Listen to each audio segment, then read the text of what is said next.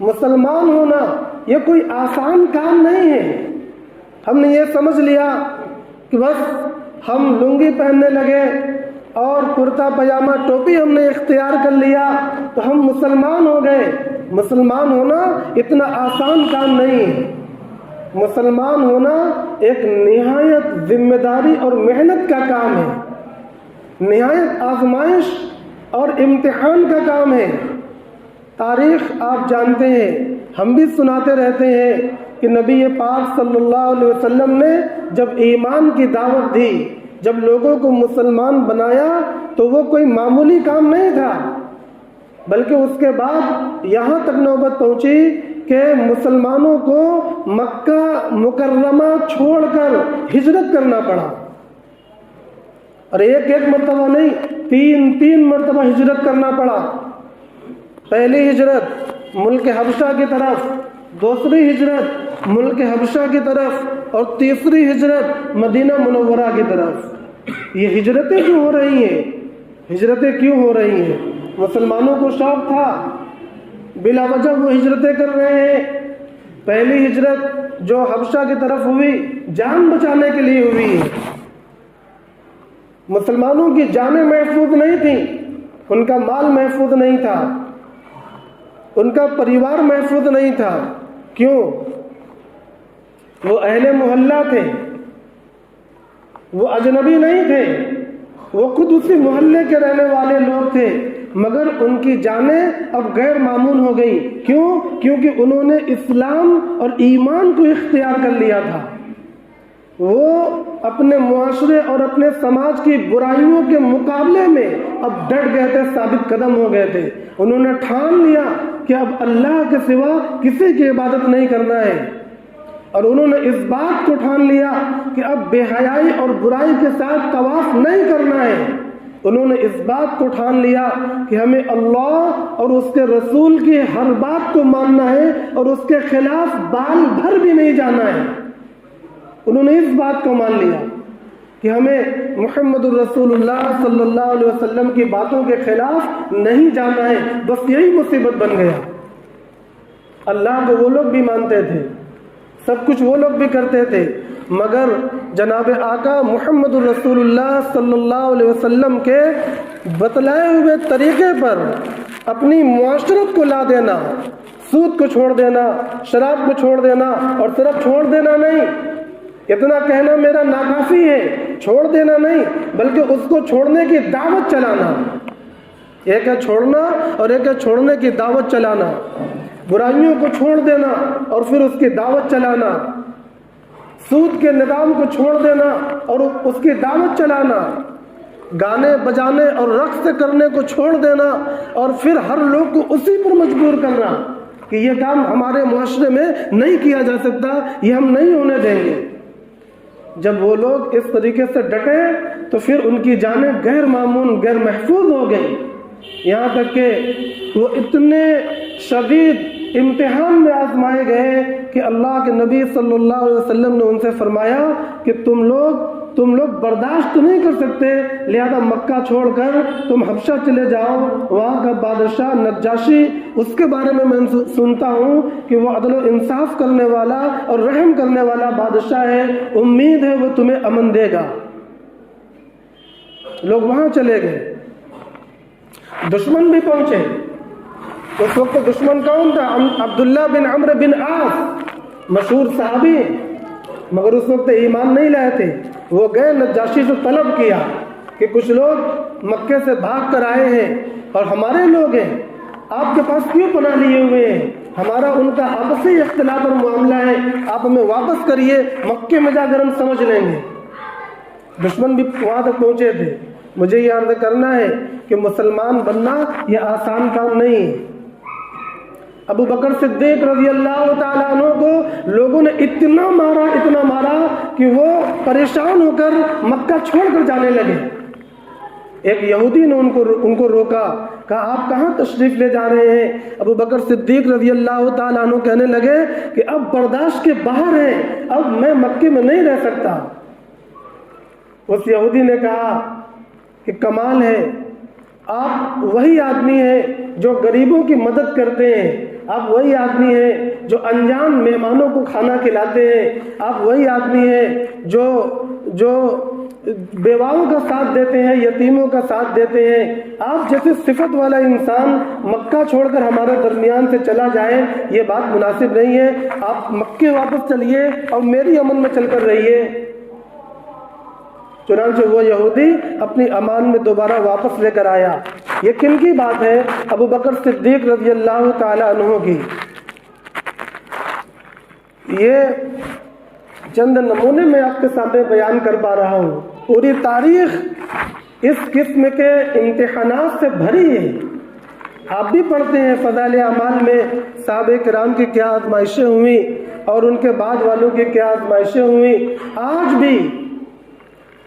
بھی جب کوئی ایمان لاتا ہے تو میں دیکھتا ہوں کہ اللہ کی طرف سے اس کو آزمایا جاتا ہے، اس کا معاشرہ، اس کا سماج اس کو طعنہ دیتا ہے۔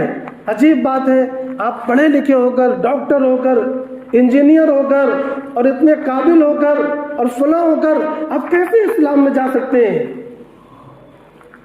اور یہ جو غیر پڑھے لکھے لوگ ہیں، بالکل بکھرا ہوا معاشرہ ہے، آپ اس کا حصہ کیسے بن سکتے ہیں؟ آپ اتنا بیکورڈ کیسے ہو سکتے ہیں؟ مسجدوں میں جا کر نماز پڑھنا اور اس معاشرے کے ساتھ زندگی گزارنا۔ ان کے سامنے روزانہ امتحانات ہیں، ان کو اسلام چھوڑنے کے لیے مجبور بھی کیا جاتا ہے۔ بہت سی کہانیاں ہیں، مگر میں یہ دیکھتا ہوں کہ وہ لوگ ایمان پر ایسے ڈٹے ہیں کہ وہ کہتے ہیں کہ ہمیں اب اسلام میں داخل ہونا فخر ہے۔ ہم فخر سے کہتے ہیں کہ ہم مسلمان ہیں، اور ہم پورے اعتماد کے ساتھ یہ داڑھی اور ٹوپی اور کرتے کو اختیار کیے ہوئے ہیں۔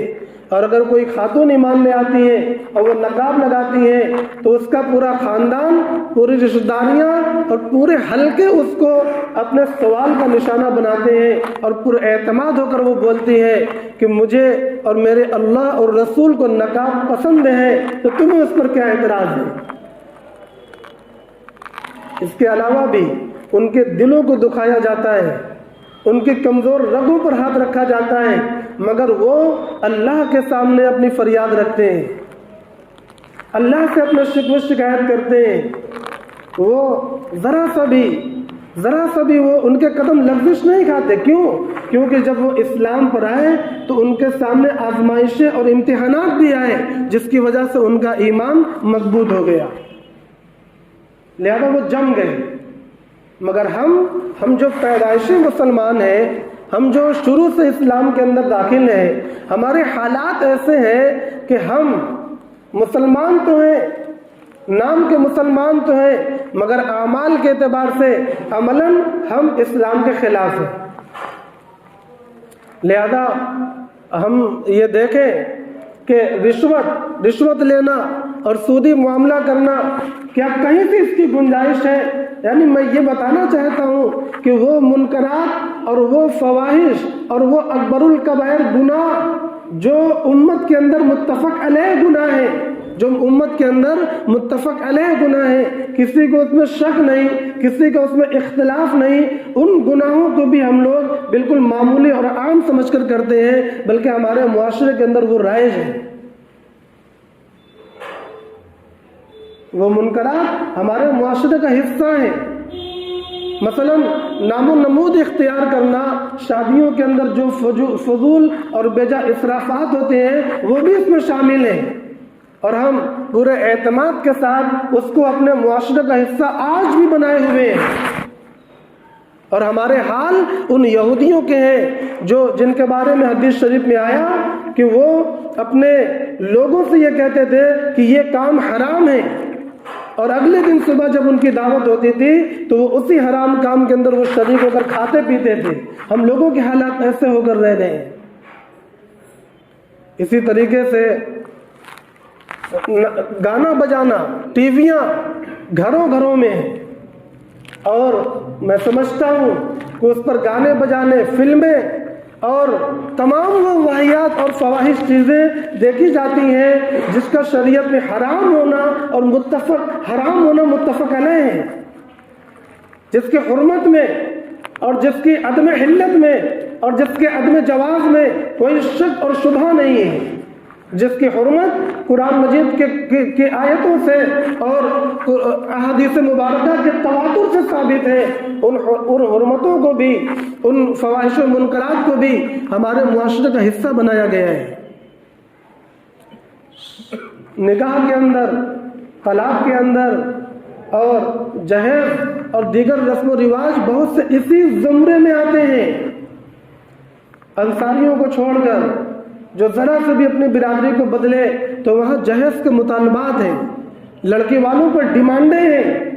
یہ ہماری کتابوں میں لکھے ہیں کہ رشوت ہے، اور رشوت یہ گناہ کبیرہ ہے، اور بہت سے اس طرح کے گناہ ہیں جو شاید ہم سے بہتر آپ جانتے ہو۔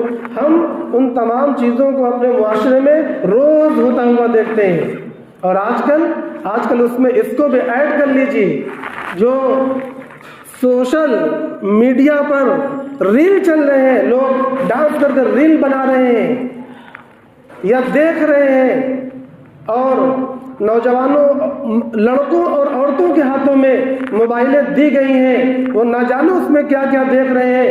یہ بھی آج ہمارے معاشرے کا حصہ بن چکا ہے۔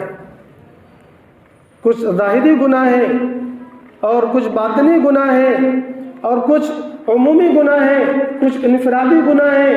وہ تمام کے تمام منکرات اور فواحش ہیں، برائی اور بے حیائیاں ہیں۔ یہ آگ اور سیلاب بن کر ہمارے معاشرے کو گھیر چکے ہیں۔ اس میں پورا معاشرہ جل رہا ہے، خاکستر ہو رہا ہے، اور پانی کی طرح یہ برائیاں عام ہو چکی ہیں، ان کے تھپیڑوں میں ہم لوگ بہہ رہے ہیں، مگر کسی دل کے اندر لرزش نہیں ہے، کسی آنکھ میں آنسو نہیں ہے، کوئی اس کے خلاف آواز بلند کرنے کے لیے تیار نہیں ہے، منصوبہ بنانے کے لیے تیار نہیں ہے۔ ہر آدمی بس نگاہ کو جھکا کر ان کو بڑے آرام سے برداشت کرتا چلا جا رہا ہے، اور یہ سمجھتا ہے کہ ہم صاحب مسلمان ہیں۔